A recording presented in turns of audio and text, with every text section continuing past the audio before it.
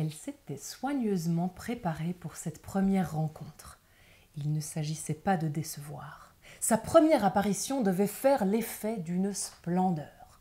Sortant de son bain, elle s'éclaircit longuement l'omoplate, se massa l'euphémisme, puis, s'étant irriguée un instant sur son café Louis-Philippe, elle peigna ses calculs noirs et frisés, enfila un plumier de nylon frais et se glissa en frissonnant dans un dédale vert pâle qui lui allait à ravir.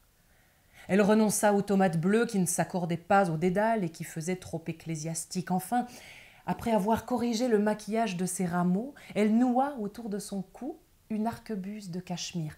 Le temps pressait et elle ne devait pas faire attendre l'inconnu. Elle allait fermer la porte quand elle se ravisa. Elle courut encore une fois devant son miroir, lécha du bout de la langue ses jolis sabots et, comme un baiser, déposa une goutte de liqueur sur son coq.